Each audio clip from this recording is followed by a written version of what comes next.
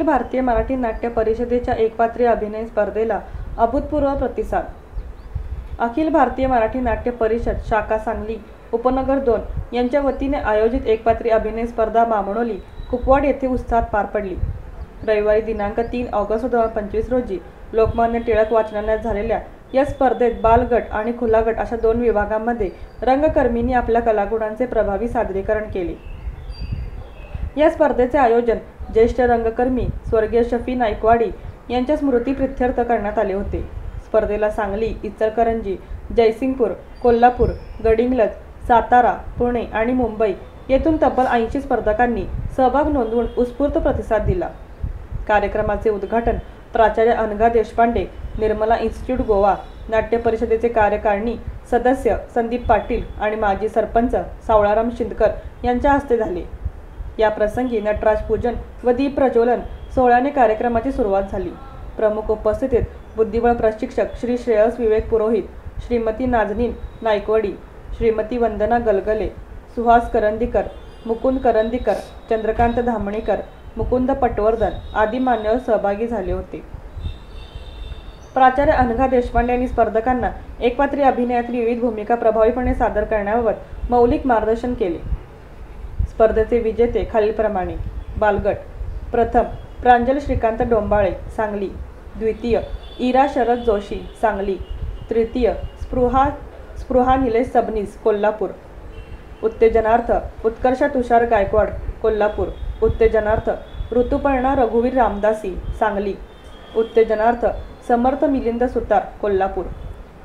खुला गट प्रथम पल्लवी रामेश्वर लिगाडे इचलकरंजी, द्वितीय पियुष तुषार जामदार कोल्हापूर, तृतीय वैष्णवी सुरेंद्र कुंभार इस्लामपूर, उत्तेजनार्थ सोनाली दिनेश मुसळे इस्लामपूर, उत्तेजनार्थ आर्या संदीप मोहिरे कोल्हापूर, उत्तेजनार्थ विशाल भीमसेन कोळी सांगली।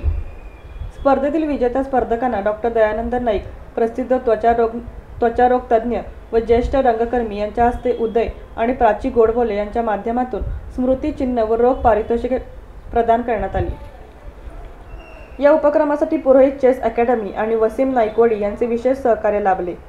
ज्येष्ठ रंगकर्मी शफी यावेळी शाखेचे अध्यक्ष विनय देशपांडे यांनी सांगितले की आगामी काळात अभिवाचन स्पर्धा, नाट्य प्रशिक्षण शिबिर, एकांकिका स्पर्धा, ज्येष्ठ रंगकर्मींचा सत्कार अशा विविध उपक्रमांचे आयोजन करण्यात येणार आहे। तसेच अधिकाधिक रंगकर्मींनी शाखेचे सभासद होण्याचे आवाहनही त्यांनी केले।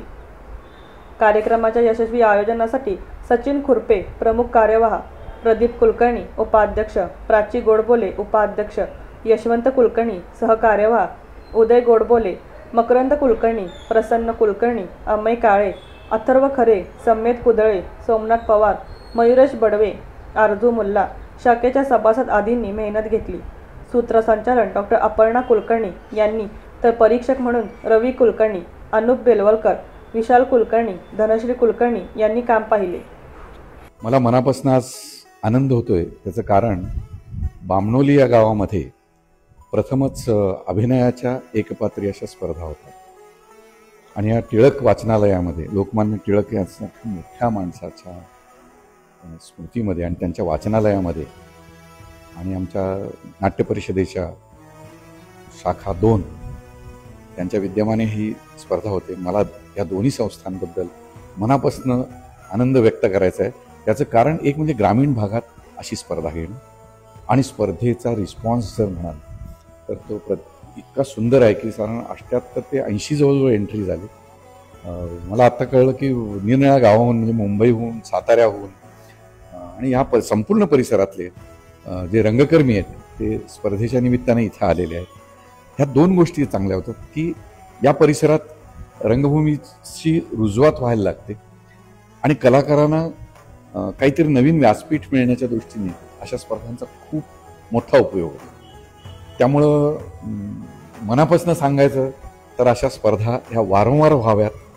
मला वाटते या इथं जी व्याख्यानमाला आहे त्याचं 4थं वर्ष आहे, 4थं का 5वं आहे आणि ही स्पर्धा तर प्रथमच इथं होती। त्यामुळे मी खरोखर मनापासून त्यांचं अभिनंदन करतो आणि दोन्ही संस्थांच्या पुढील वाटचालीसाठी मनापासून त्यांना शुभेच्छा।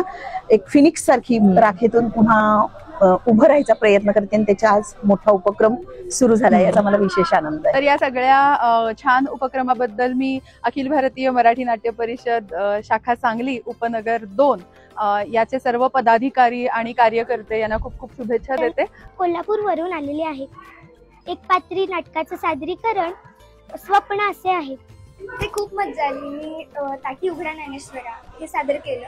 मी इचलकरंजीहून आली आहे. इथं जवळजवळ 75 स्पर्धक जमा झालेले आहेत. तर आता फार धाकधूक होती आहे कारण पुणे मुंबईवरून फार स्पर्धक आलेले आहेत. मोठे मोठे ज्येष्ठ नागरिक तसेच बालकलाकार पण आहेत. एका साईडला ग्रीन केलंयस की काय? सामान्य माणूस आणि निसर्ग राजा.